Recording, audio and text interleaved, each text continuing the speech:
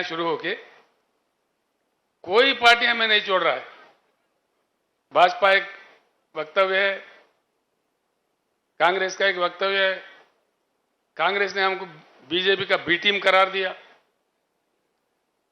BJP ने हमको कांग्रेस का ए टीम का करार दिया। ये पता नहीं ये टीम कहां से आते हैं। हम किसी का टीम नहीं है, हम टीम है तो किसानों का, पिछड़ों का, अल्पसंख्यक का और दलितों का टीम है। इस बात से कोई घबराए नहीं। हम अगर टीम है, जैसा बालके जी ने कहा, पक्का पहली बार हिंदुस्तान में कहीं कहीं लोग कहीं कहीं नारे दिए, सिर्फ बीआरएस ही इकलौता एक ही पार्टी है जिन्होंने दिल फाड़ के कह दिया कि अब की बार किसान सरकार।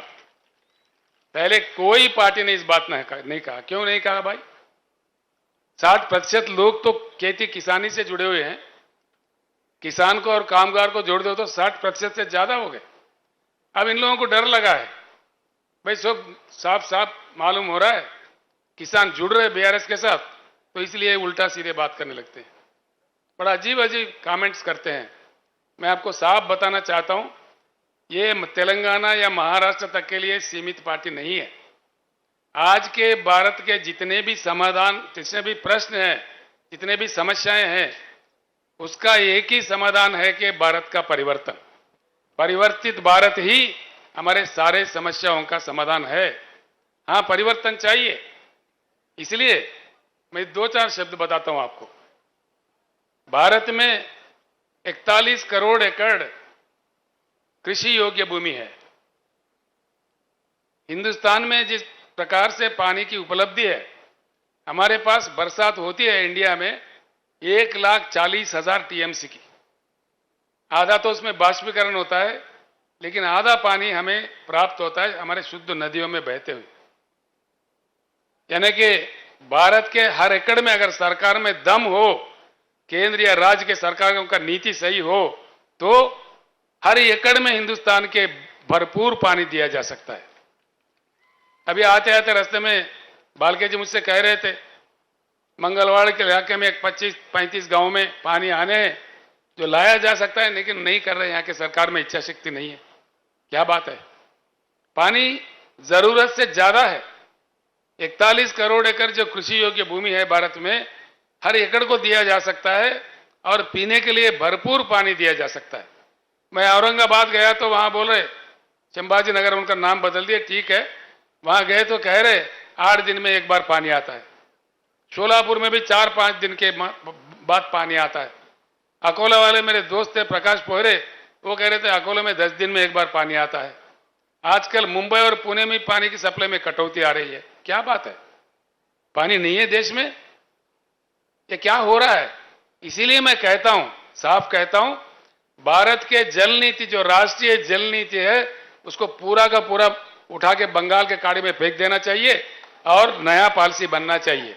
यही भारत का परिवर्तन है। पक्का चाहिए ये बात। देश में हमारे पास नहीं है पानी तो अलग बात है, पानी की उपलब्ध है, पानी को रखते हुए हम उससे क्यों वंचित है और क्यों वंचित हो जाए? अब तक नेताओं ने गुमराह कर दिया, जिनको जो कहना कह दिया। ना पीने का पानी आता है, ना सिंचन के लिए पानी आता है। दूसरी चीज है बिजली। बिजली की क्या कमी है?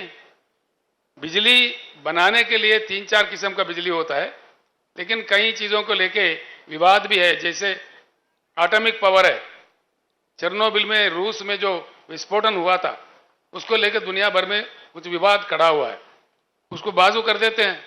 सोलार पावर है, दिन में आता है, रात में नहीं आता है। दिन में भी वो भी आभार आ जाए तो तभी नहीं आता है। विंड पावर है, जो हवा से आने वाली पावर, हवा चली तो आई, नहीं तो नहीं आई। हाइड्रो इलेक्ट्रिकल पावर है, वो सिर्फ बारिश में जब नदियां बहने लगते हैं, प्रोजेक्ट भर जाते हैं, तभी कुछ मात्रा में मिलता है। लेकिन एक ही पावर है जो थर्मल पावर है, जिसको लेकर कोई विवाद नहीं है, और थर्मल पावर चलता है हमारे देश में, पूरी दुनिया में। थर्मल पावर बनाने के लिए जो कोयला चाहिए, वो कोयला हमारे देश में अब तक पाया गया रिजर्व्स, कोयला रिजर्व्स हिंदुस्तान में 361 बिलियन टन का कोयला का उपलब्धि है। मैं यही बात आपसे विनम्र पूर्वक प्रार्थना करता हूं, मेरे बात को जरूर चर्चा में ले आए गांव में, कि जरूरत से ज्यादा पानी है, केसीआर ने कहा यह सच है कि झूठ है, चर्चा कीजिए, उसका निकालिए, पढ़े लिखे लोगों को पूछिए, इरिगेशन अधिकारियों से पूछिए। भारत में बिजली, आप चौंक पड़ोगे, आप चौंक जाओगे। जो आपके केंद्र सरकार, पीछे का केंद्र सरकार, राज्यों के सरकार जो गुमराह कर रहे हैं, जो निजीकरण कर रहे हैं, वो सरासर गलत है। इसलिए मेरा प्रपोजल है, भारत परिवर्तन का यह भी एक हिस्सा है, पूरे राष्ट्रीय ऊर्जा पॉलिसी को भी बदल देना चाहिए। इसलिए कि